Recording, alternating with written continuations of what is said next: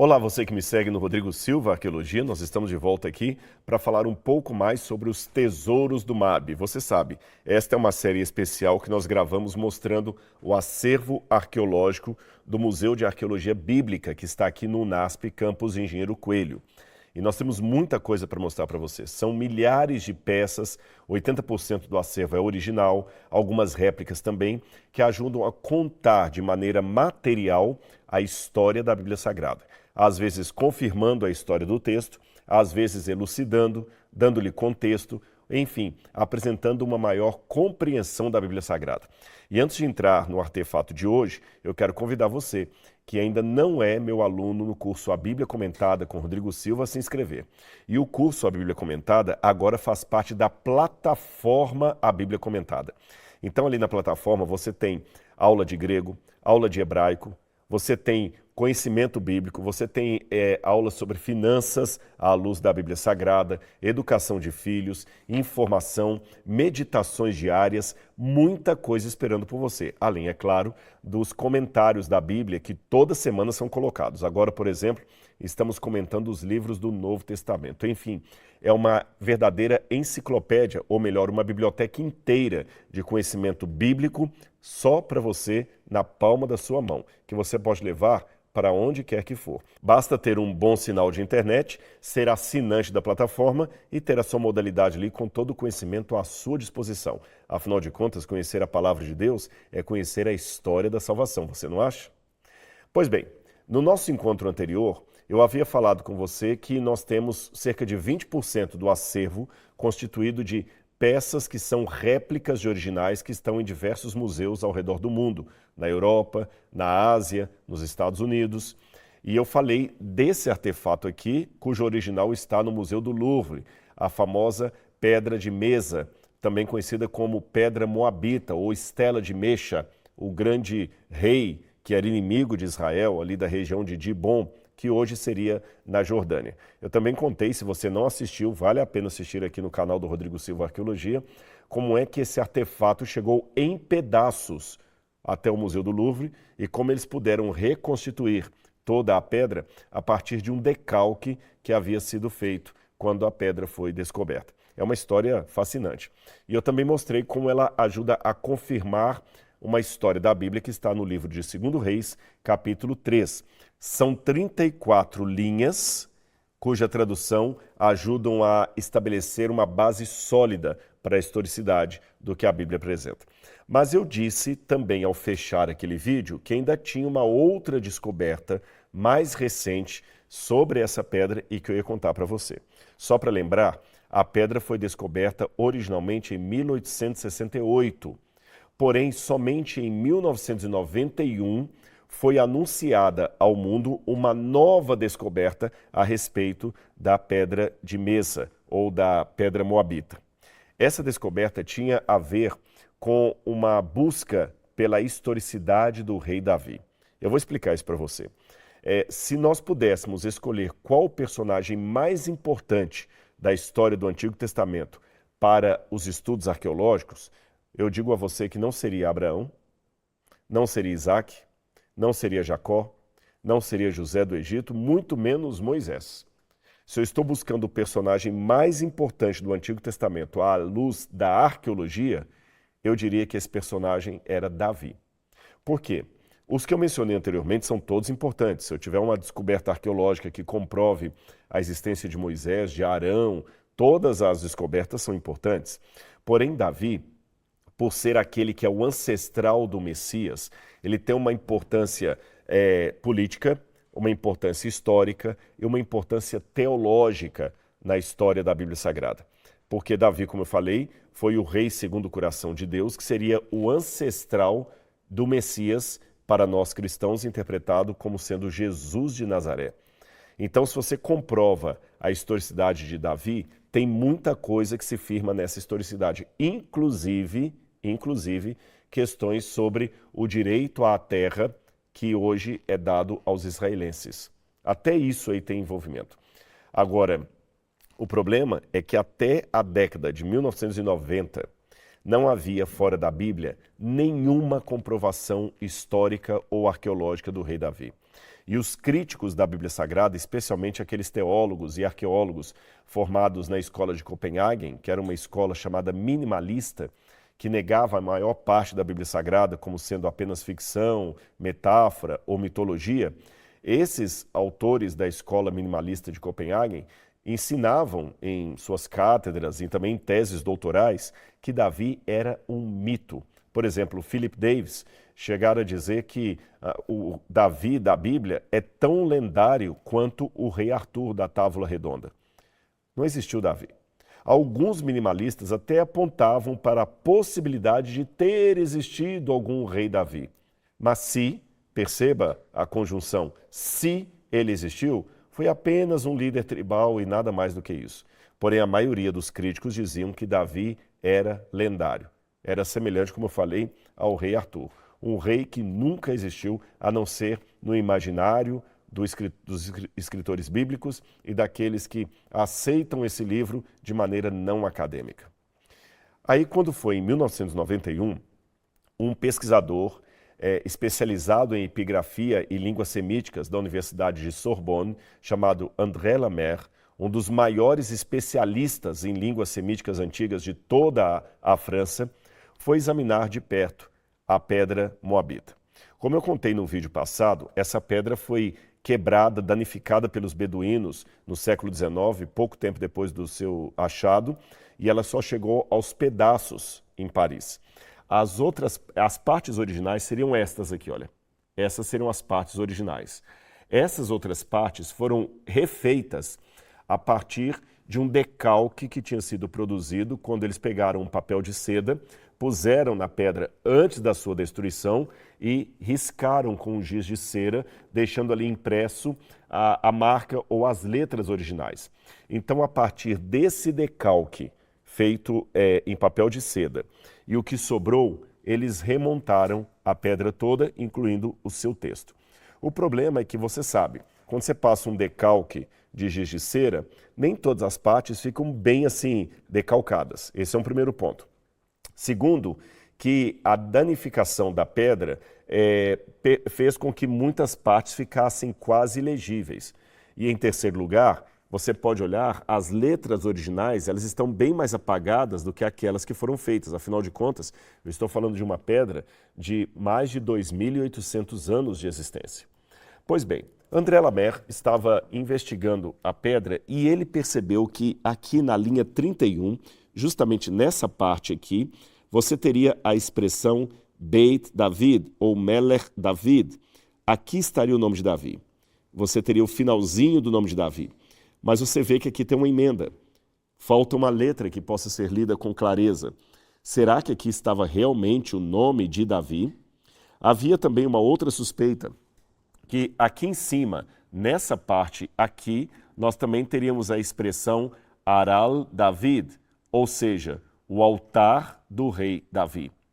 Mas quando isso foi noticiado em 1991, houve uma pressão tão grande dos críticos da Bíblia contra André Lemaire que, apesar da sua erudição, do seu reconhecimento como um pesquisador sério e especialista naquilo que dizia, muitos falaram que ele estava cometendo uma tonteria acadêmica, um suicídio acadêmico, que não havia nenhuma razão para acreditar que aqui você tinha realmente o nome de Davi, que aquilo era uma besteira, que ele havia sido que ele estava equivocado e que era clara a ideia de que Davi não existira. Se Davi não existiu, ele não pode ter o seu nome mencionado numa pedra dessa. Ainda mais com a expressão Beit David, casa de Davi. Ora, coitado do André Lemaire. Teve muitos artigos recusados, seu caráter acadêmico foi colocado em jogo e ele acabou silenciando por um tempo. Mas olha como Deus trabalha. Exatamente um ano e pouquinho depois, em 1992, os escavadores ou os arqueólogos estavam trabalhando no norte de Israel, num sítio arqueológico chamado Tel Dan. E lá, uma assessora que trabalhava com o professor Avram Viram encontrou no meio das pedras ali uma pedra de basalto em segundo uso com algumas inscrições aramaicas. Detalhe, aqui está escrito em língua moabita. Essa pedra que foi encontrada em Dan estava em aramaico. Porém, o aramaico, o moabita e o hebraico são línguas muito parecidas. Seria como o italiano, o espanhol e o português. Muito parecidas.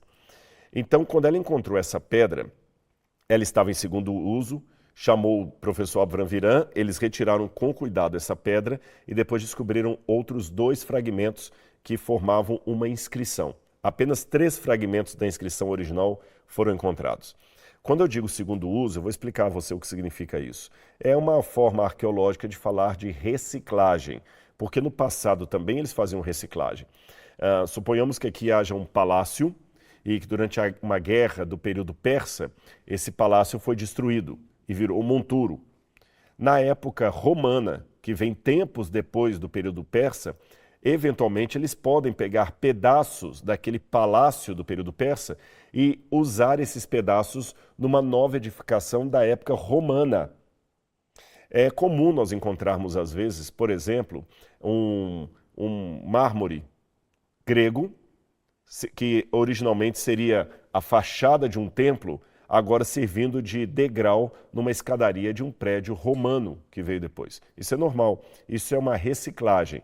Então, segundo uso, para que você saiba, é uma pedra de uma construção anterior que foi levada para uma outra construção e colocada num segundo uso ali. Algo que antes era um mural, agora pode ser o degrau de uma escada.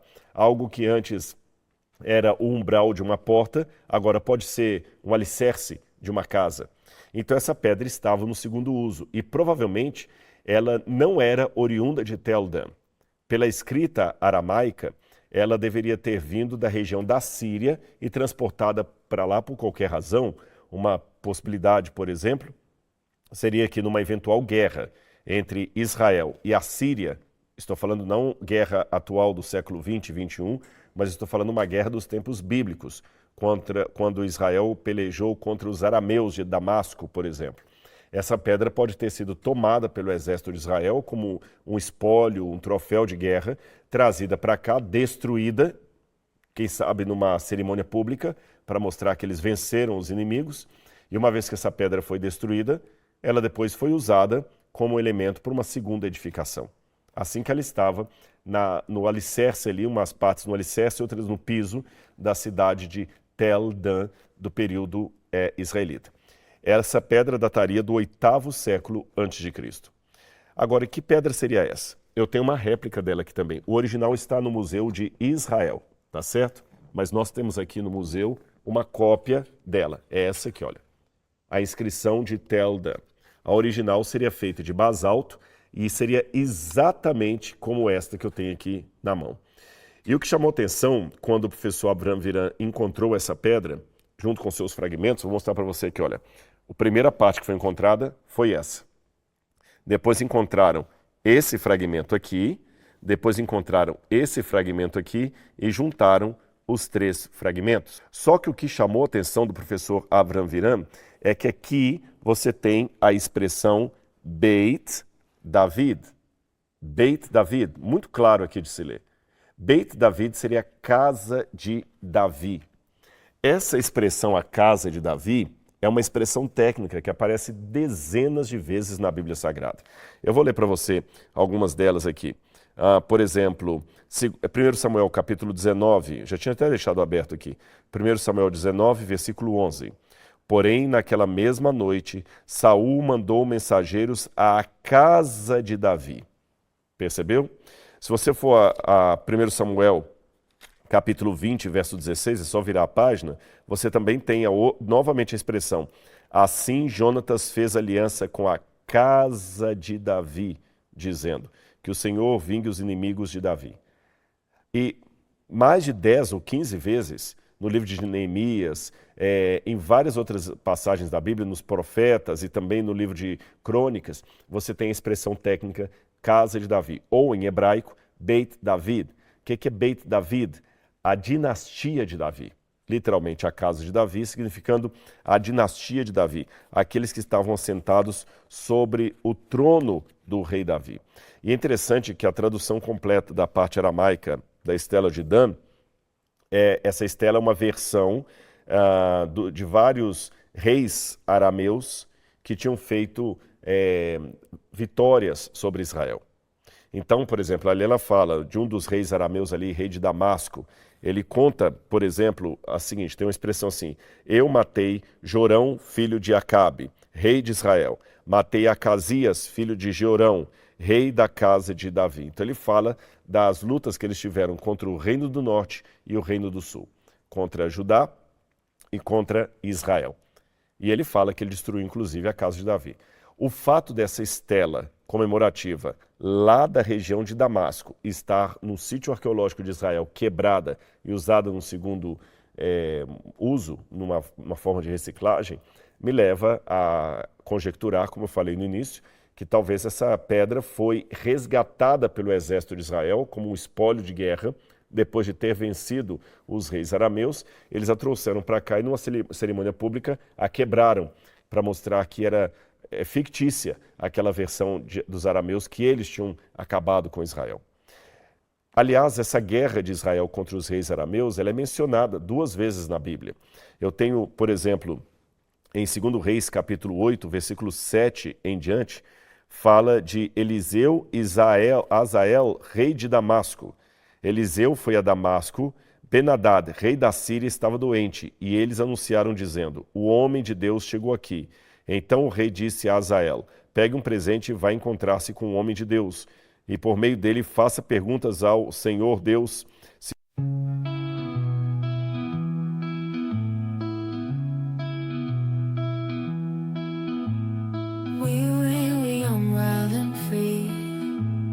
Chasing dreams by the sea, echoes of a distant melody.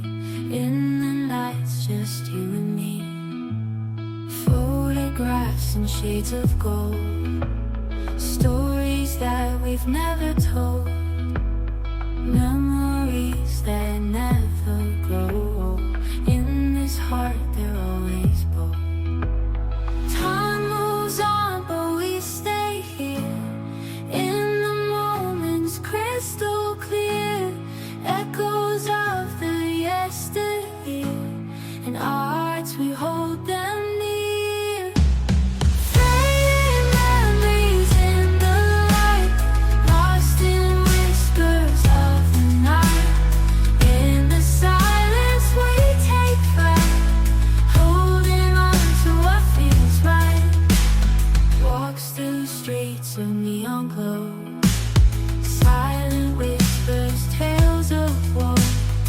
In the dark our secrets show. In this art our love will grow. Time moves on, but we stay here.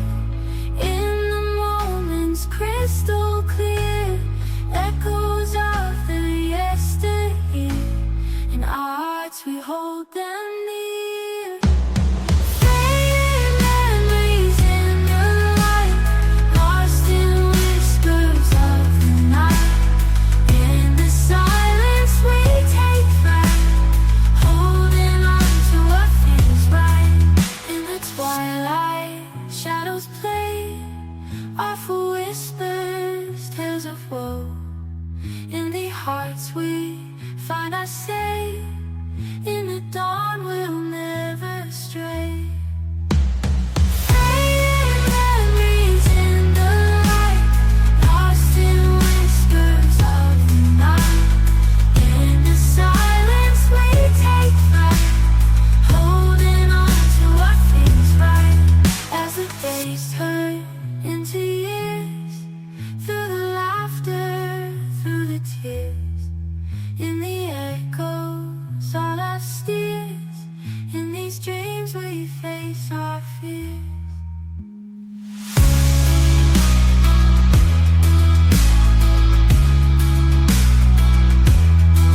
As the days turn into years, through the laughter, through the tears. In the echoes all our steers. In these dreams we face our fears.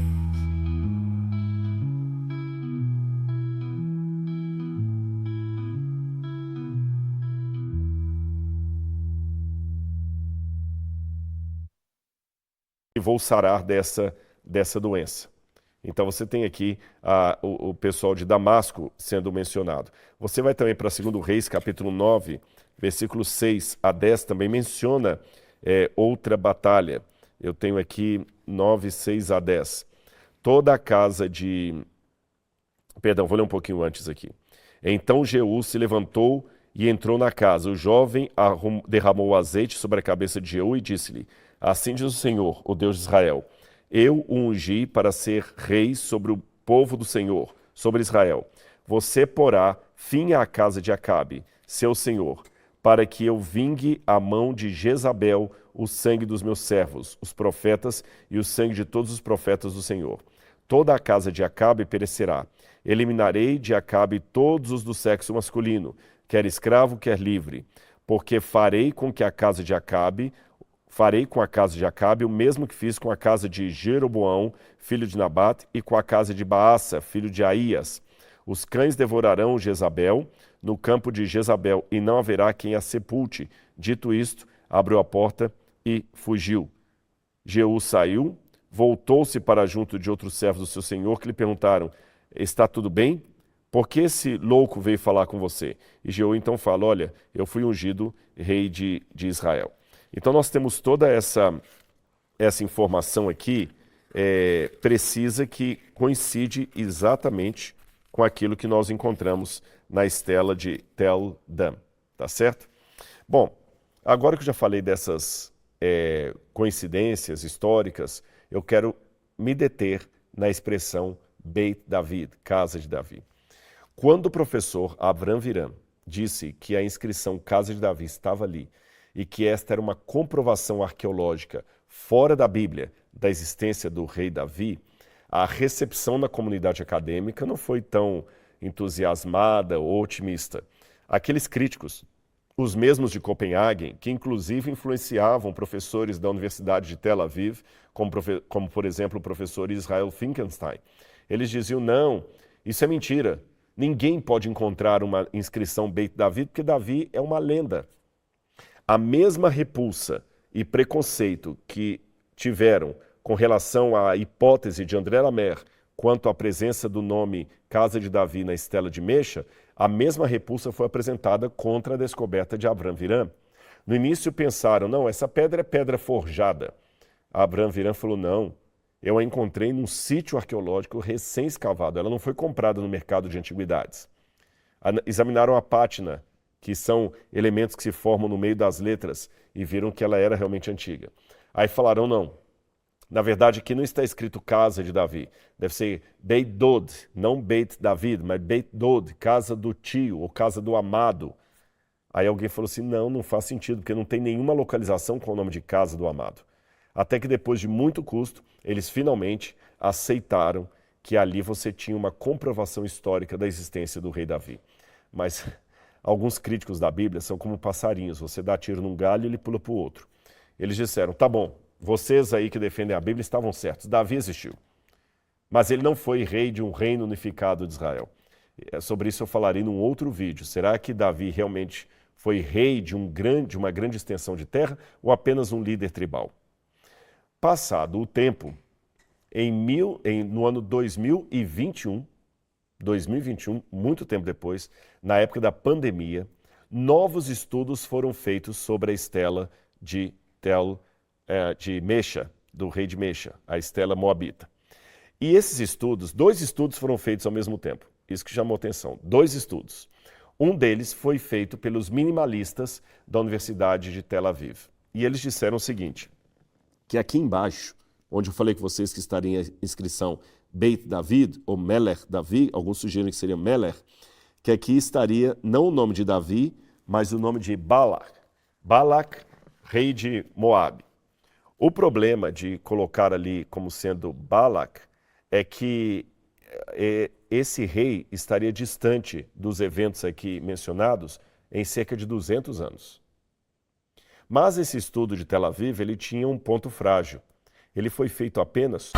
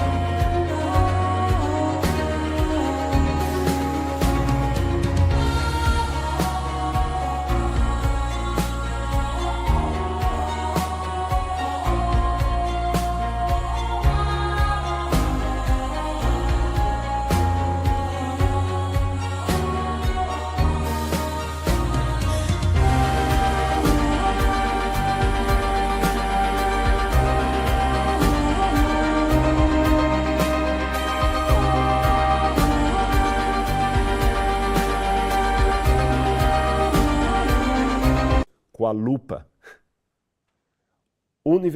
A Universidade de Sorbonne, por sua vez, na mesma época, estava fazendo um outro estudo com uma técnica laboratorial muito sofisticada, que você pega todas as letras vazadas e consegue colocá-las de maneira sobressaltada.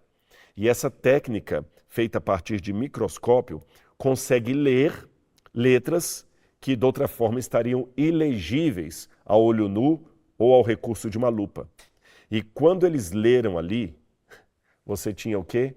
A expressão Beit David, casa de Davi. Confirmou-se aquilo que que André Lamer tinha dito em 1991 e foi execrado pelos seus pares, pelos seus colegas. Depois, é claro, houve outros arqueólogos que duvidaram ainda. Tem um arqueólogo, por exemplo, francês, que ele diz, não é que eu duvido que aqui provavelmente esteja o nome de Davi, eu só não estou certo disso. Mas um terceiro estudo feito mais recentemente deu mais uma vez a confirmação que aqui nós temos uma inscrição que traz o nome próprio do rei Davi. Então hoje eu posso dizer para você que do ponto de vista arqueológico nós temos pelo menos 2 artefatos que comprovam a historicidade do rei Davi. Você tem a estela de Messa e a estela de Tel Dan. E a réplica desses 2 artefatos está aqui hoje no MAB para sua visitação, para você conhecer. Os originais, bom, a inscrição de Tel Dan está no Museu de Israel e a inscrição de Mecha ou Mesa está no Museu do Louvre. E uma réplica está bem aqui no Brasil, aguardando pela sua visita. Se você gostou desse conteúdo, saiba que tem muito mais esperando por você na plataforma Bíblia Comentada. Eu já fiz o anúncio, convidei você para também fazer parte desse grupo e desse time de estudiosos da Bíblia Sagrada que semanalmente aprofundam o seu conhecimento bíblico juntamente comigo. Afinal, eu amo ser o seu companheiro de jornada nas páginas da Bíblia Sagrada. Um grande abraço e até o nosso próximo encontro. Tchau, tchau.